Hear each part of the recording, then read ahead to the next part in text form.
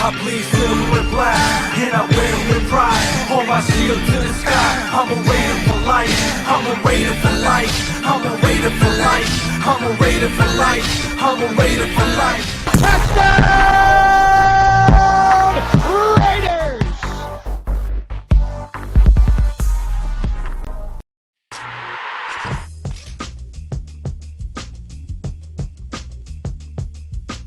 I'm Tim Brown, and this is my story. I was drafted by the LA Raiders in 1988, the first round, 6th pick.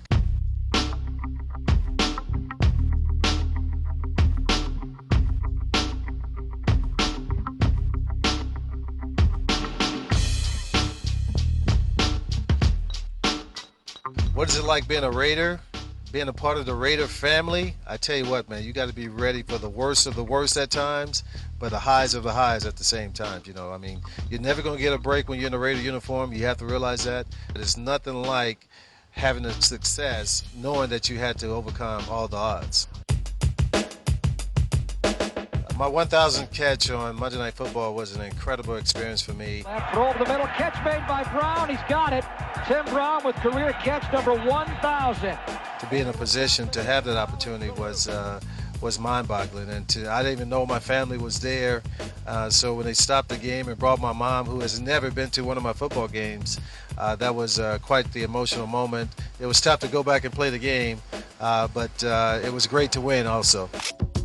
One of my pride and joys since I've retired is my mentoring minicamp that I've done for the last 10 years. It was designed to put a bunch of fatherless boys with some mentors. It's been an incredibly successful program and something I look forward to running for a long time. I'm Tim Brown, and this has been my story. We're at the Raider Image store in Southland Mall, here to do a book signing, and may end up signing a little memorabilia too. Good to be here, always good to be in the Silver and Black home. This is the story of my journey from boy to manhood. I talk about, my early days at home with my troubles with my dad and how we rectified that. And obviously, I talk a lot about my days with the Raiders and some of the things that I went through, some of the games I played in. So we got a lot of football in every chapter, a lot of real life stuff in every chapter. It's all in the book, and we just hope people get in and read it. The reason why I was able to get production and the guys who I played with, especially Jerry, is because we took care of ourselves and we stayed on the football field. And the only way you're going to be consistent with any quarterback is you have to be on the field. And you can't be missing practice, you can't be missing games. And so these guys have to make that #1 priority. But I think if these guys can just find a way to get through practice and get to the games and stay on the same page, you can play well. I know you love me.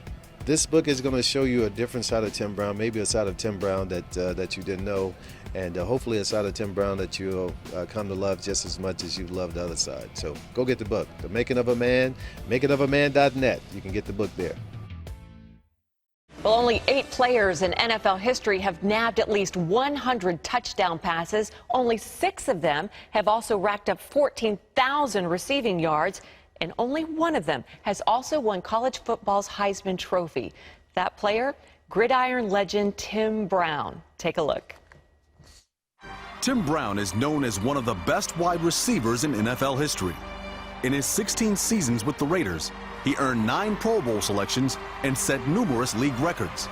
While playing for the NFL was hard enough, Tim also faced many temptations on and off the field that challenged his integrity. In his book, The Making of a Man, Tim shares how he became one of the most respected men in football and what he did to honor God with his life. And Tim Brown is here with us now. Tim, it's such an honor to meet you. My pleasure. Good to be here. Bless you. I'm Absolutely. loving your book. Well, thank you. The Making of a Man.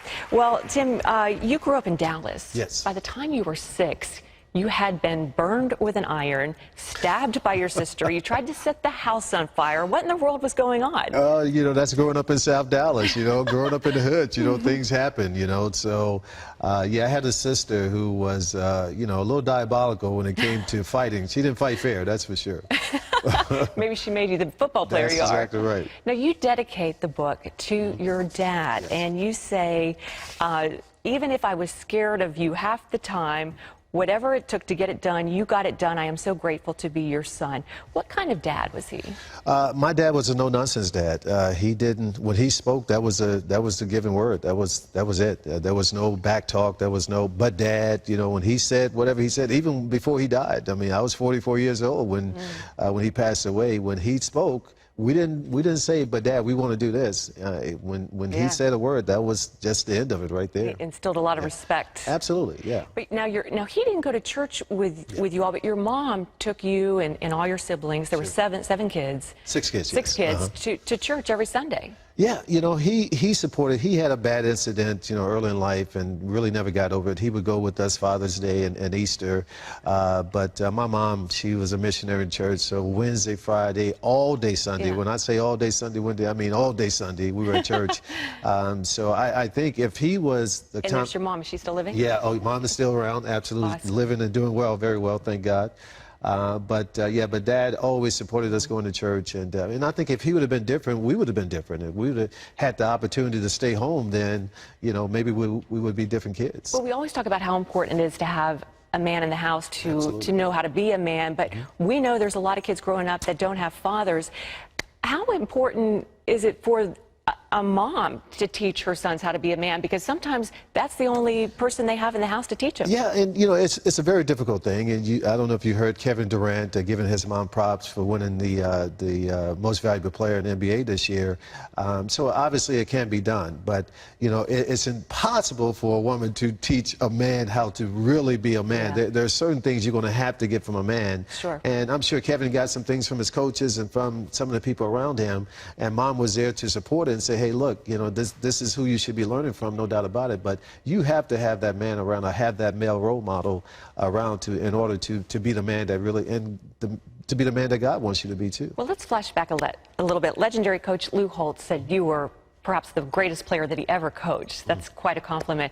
But with all that success, Tim, came a lot of temptations, namely women. Now, you had been brought up in the church, but the women were everywhere, and that was a problem for you. It was a huge problem. It was a huge problem for me because, you know, they didn't make me work. That was the problem, you know, so this was like a no-brainer type thing, and it just sort of got out of control. And when you get to the point where you can't look at yourself in the mirror, you can't, you know, wash your face. You were shaving in the dark because you couldn't. I was cutting my face, and then people were like, what's wrong with you? You don't drink, so why are you cutting your face? And, you know, you didn't want to tell people what you were really going through, but, you know, it was just something I knew I had to get away from, and there was only one way to get away from it, and that was through God. And when you, in that process of being convicted and coming back to the Lord, there was a girl in a polka dot dress that caught your attention and eventually became your wife. Her name is Charisse. Yes. What was it about Charisse that was different and drew you?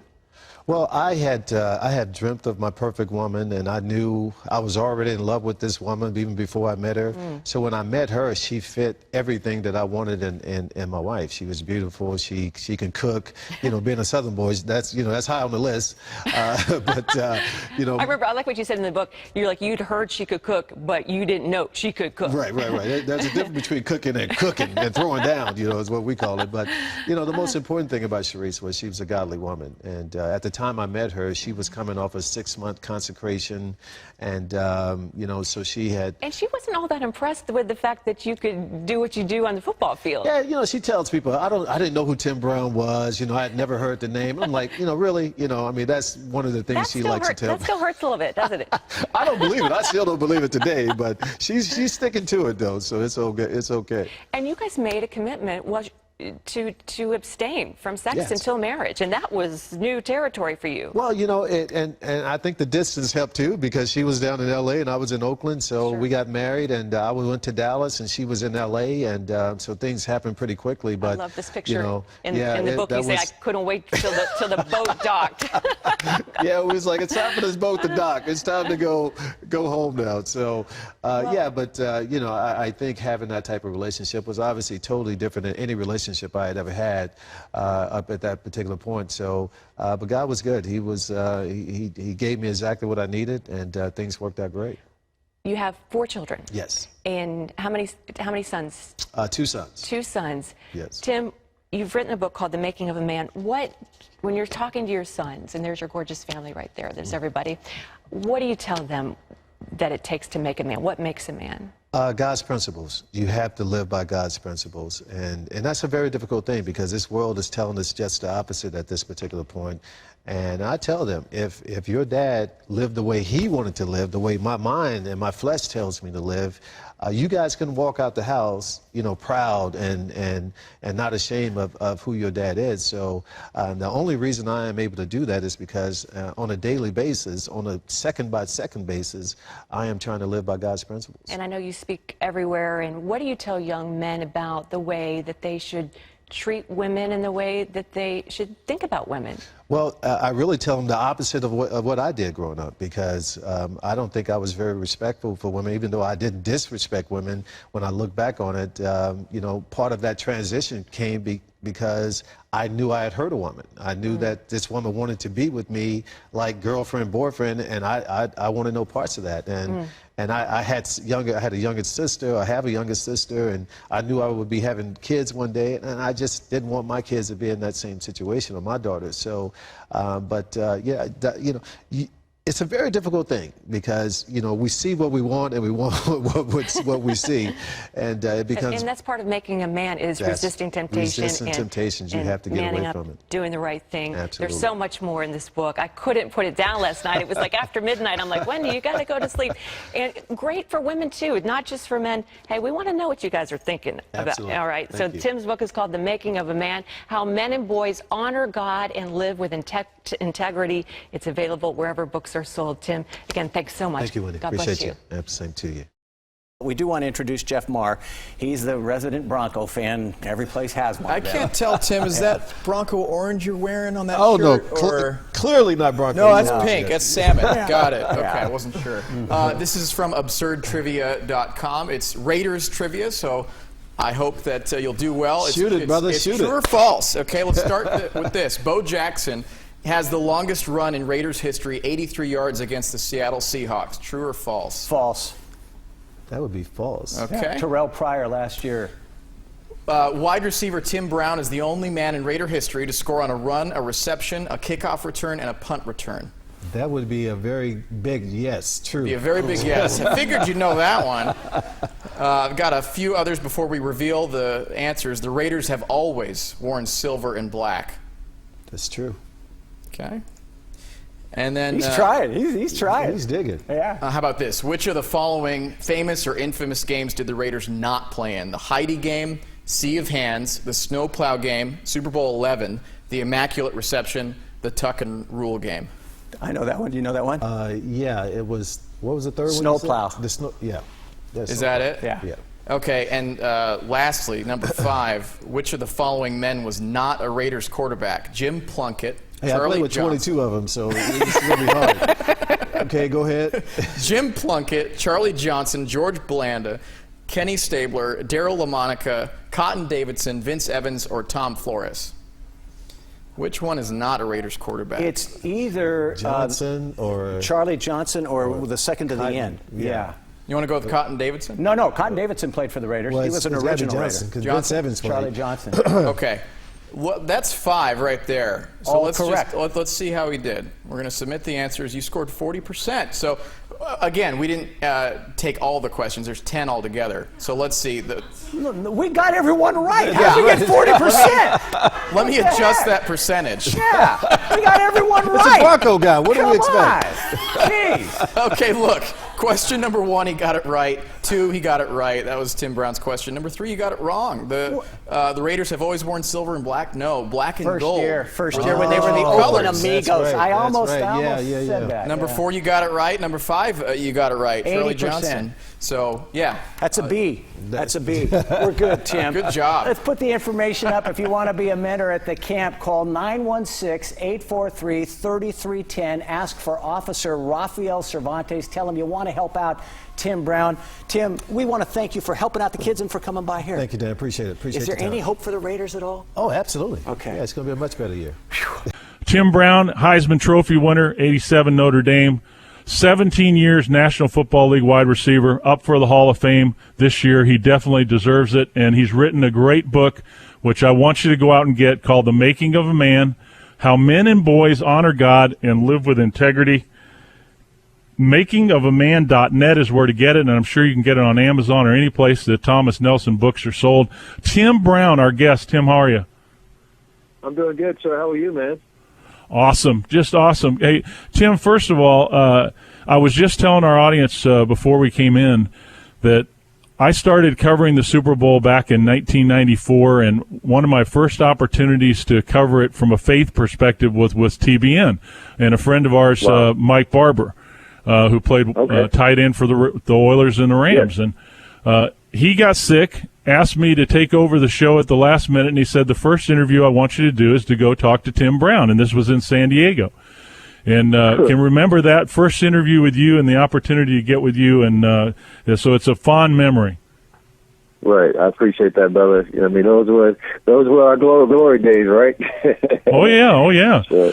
Well, listen, you have written a book here, which any man would be interested in reading, because we're at a tipping point in the United States of America today. The family's under attack. No doubt. The guy who's under attack is the man, the husband, being made fun of on TV, denigrated, talked about how we don't even need men, a lot of women out there, where they talk about family isn't that important anymore, that marriage isn't that important anymore.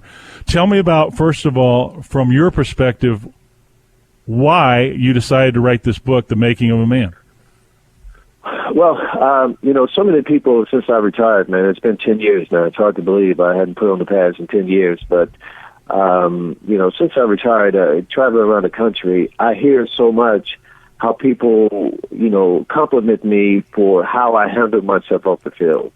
And, yeah, you're a great football player, but I love the way you handled yourself off the field. I love the way you did this. I love the way you did that. And, it sort of got me to thinking that, I want people to realize that this didn't just happen by chance. I mean, it wasn't that I'm just such a good guy that, I'm able to control myself and handle myself off the field. It was only by the grace of God and the fact that I was trying to live and still trying to live by God's principles was I able to handle myself in certain ways. Because one of the things I talk about in the book is my early days in L.A., where I didn't have that same mindset, and where I was, doing some of the things that, you later on, learn to regret.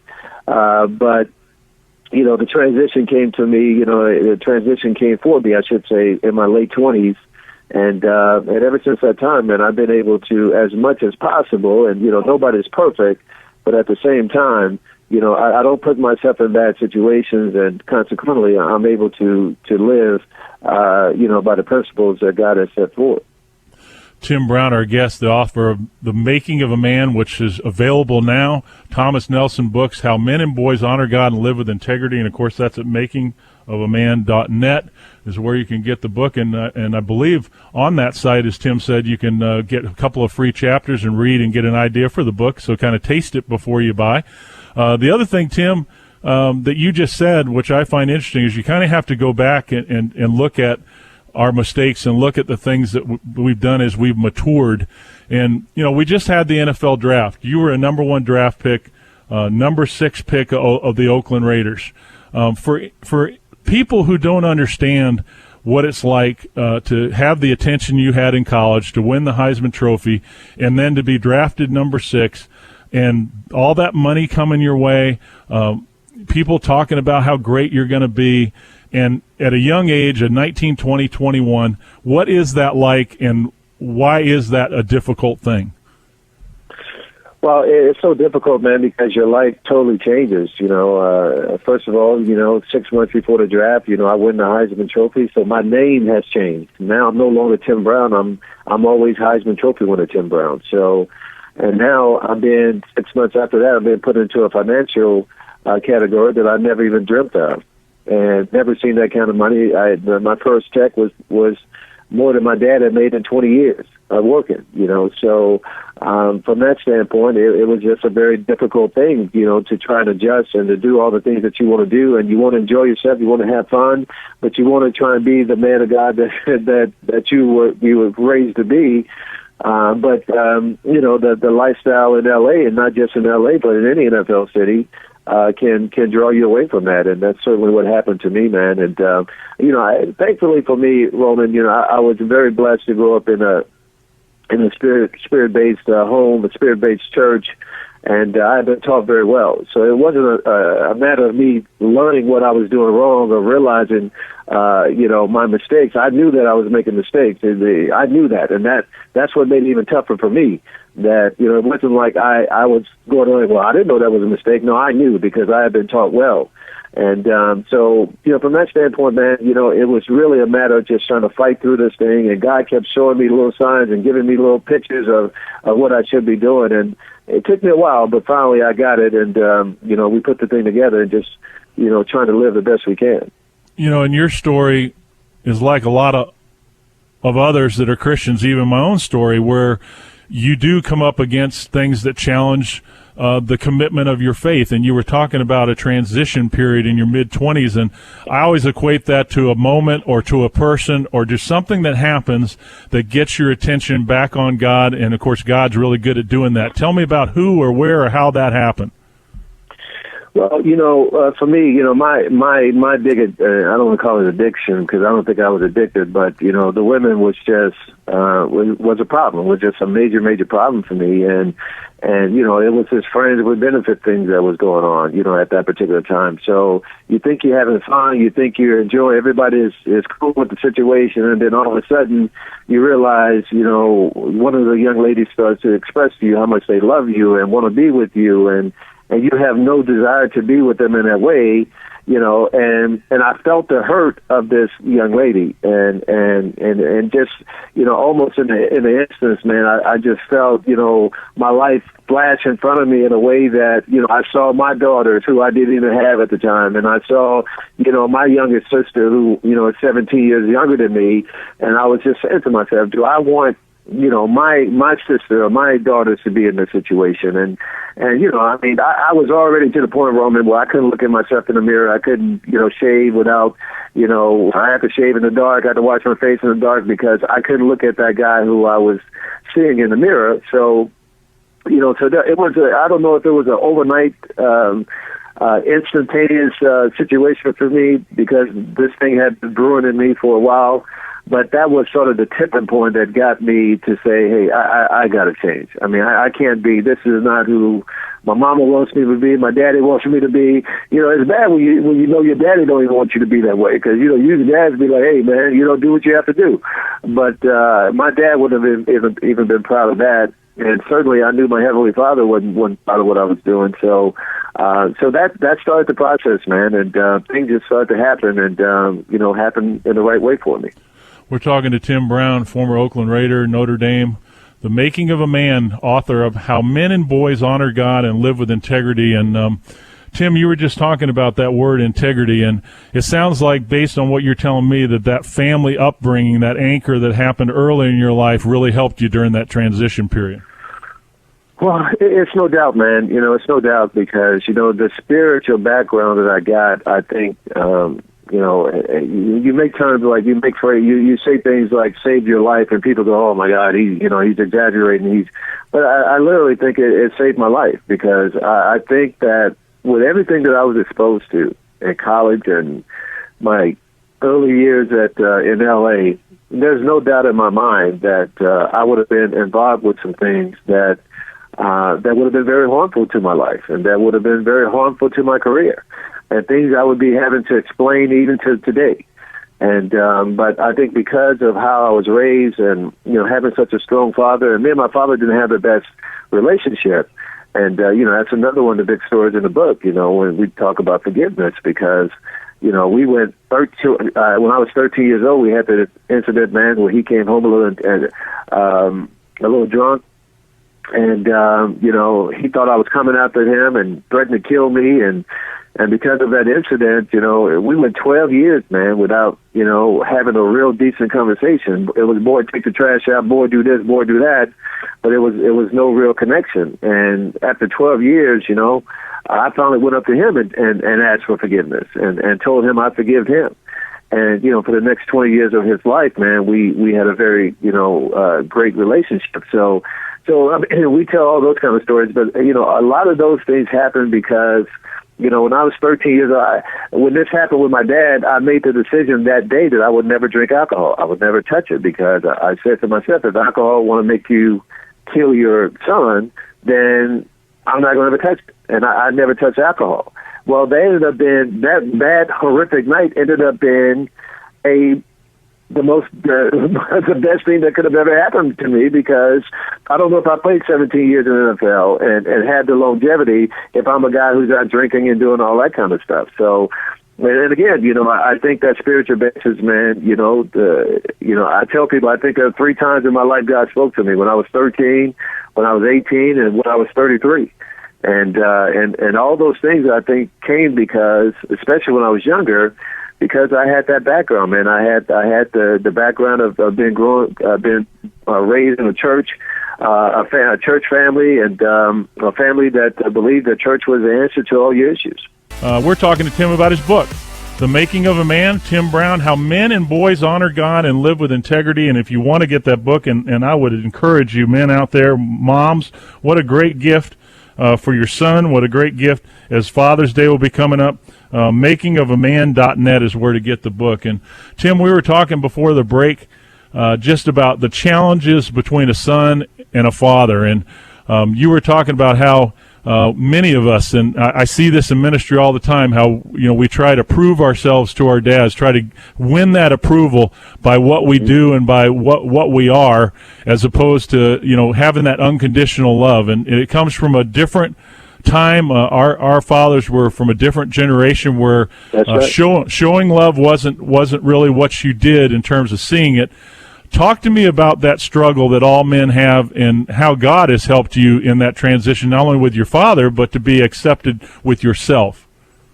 Yeah, so, when I'm 13, I had this incident with my father, and, so from that point on, I'm trying to prove to him that I'm going to be a good kid, and I'm not going to be a thuggish kid and all this stuff. So everything I'm doing, I'm hoping that it'll be the thing that gets this relationship back that we had going before this incident. So I graduate high school, vice president, senior class, sports editor. I got all these scholarship offers and all this stuff. I end up going to Notre Dame. I graduate there, win the Heisman Trophy, first round pick in NFL, and I'm still not getting the love from my father that I thought I should get. And it took 3 or 4 more years of making a couple Pro Bowls, and I'm thinking that'll do it. Well, that didn't do it. And but finally, in prayer one night, God just said to me, "Look, your father is doing all he can do.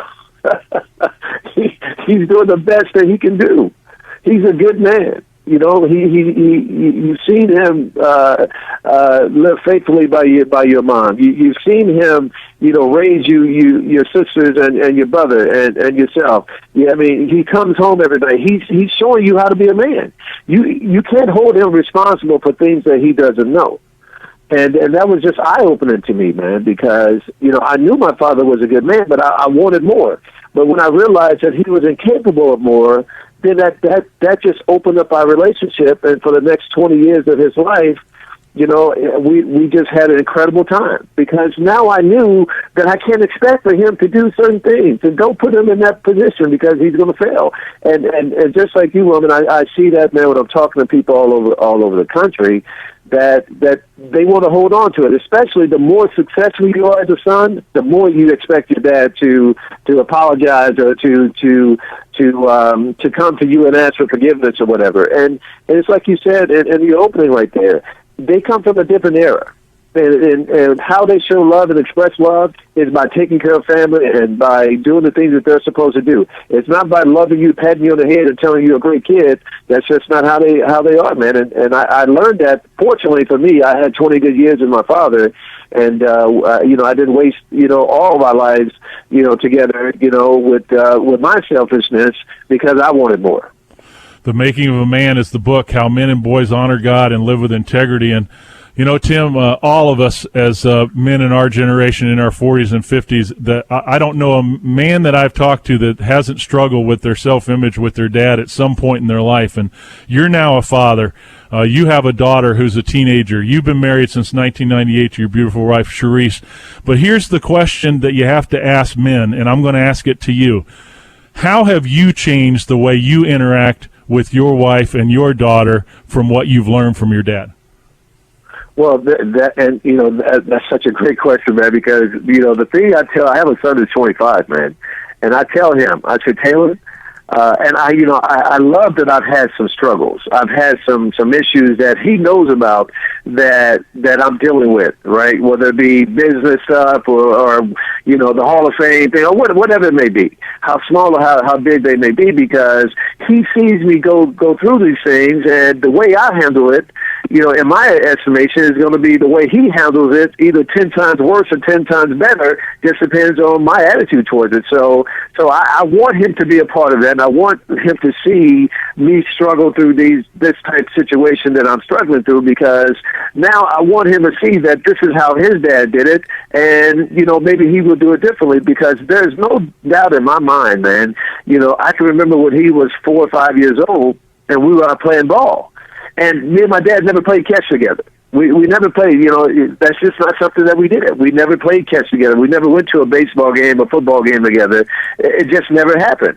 So to be doing that with Taylor 20 years ago was just, an unbelievable feeling to me, because, I was like, wow, I've never had this feeling. I've never been on the other side of this, having my dad, toss the ball to me.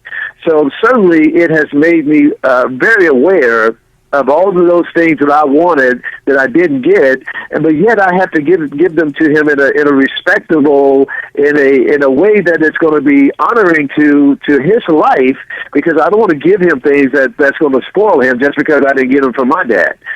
So I have to make sure that I am teaching him still how to be a man. And so there's no doubt, brother, that because I've been dealing with this for so long, over 20 years now, the things I do for my son now are all predicated on things I didn't get from my father, or things I did get from my father that I liked. And so I am trying to, those things that I liked that my father did, those things that were great and taught me how to be a man, certainly I want to pass those things on. But I also want to give my sons more. I want to have a closer relationship with them. I want to be able to tell them that I love them, and it not be a weird moment, an awkward moment when that happens. And in hopes that when they have their sons, they can even take the relationship either further and even deeper than what I'm capable of doing. Tim Brown, The Making of a Man. And Tim, give me like 30-second answers here, because I know some people want to know some things. The book isn't just about this. It's also about your incredible football career and how that molded you as a man. Of course, playing for Al Davis with Oakland Raiders, your situation, Lou Holtz at Notre Dame. Tell me about Lou Holtz. What did you learn from Lou? Well, I tell you what, Lou blessed me and did the forward of my book. So certainly we have a lot of football in this book. Every chapter is loaded with football. Roman, I don't want these statements to sound like I'm exaggerated, but like they're exaggerations. But without Lou Holtz, I am not a Heisman Trophy winner. When he got to the university, man, I was on time to graduate. I was playing on a regular basis, and I was happy. I was absolutely happy with the situation at that particular time, and didn't look at it changing. Yeah, we had a new coach, and yeah, we had a fancy offense, and it was going to be a little bit more high-powered, but I had no idea the plans he had for me. And after 2 days, man, of spring ball, after going through winter practice and everything, being inside, once we got outside, after two practices, 2 days of practice, he pulled me over and asked me a series of questions of why I wasn't playing even more than what he had seen me playing. And he thought it was because of grades or because I got in trouble or something. And it took 5 minutes to convince him that wasn't the case. And finally, he said to me that unless the defense finds a way to intercept the snap from center, that I would get the ball every possible chance he could get the ball to me. And then he told me he thought I could be the best player in the country. And I have to tell you that I didn't believe that at that time, because I didn't believe that in myself. I didn't have that kind of I didn't have that kind of determination when it came to football. I wanted to graduate Notre Dame and use that great degree, man. Come home, marry my high school sweetheart, have 6 kids, be a deacon in the church. I had it all planned out. But after 2 weeks of him telling me every day and showing me after practices how I could be the best player in the country, I started to believe it, man. And as they say, it's all history after that.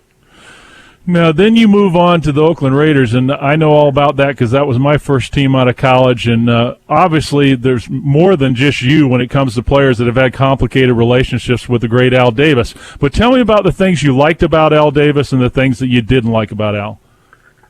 Well, I love the fact that Al knew football like the back of his hand. I mean, he knew how to move players around and get players in position. I was at the Super Bowl in my rookie year with him, sitting up in the booth, and he called that last drive, the 49ers. I mean, literally called every play. It was mind-blowing to me, but he knew that offense so well. He knew exactly what they were going to do. So, the things I didn't like about him, he gave his great players, some of his great players, a hard time. I mean, I saw that with Marcus Allen. I saw that with Howie Long, and I went through it a little bit myself. But, I had such a great relationship with the fan base there in Oakland and the administration, for the most part, with the Raiders.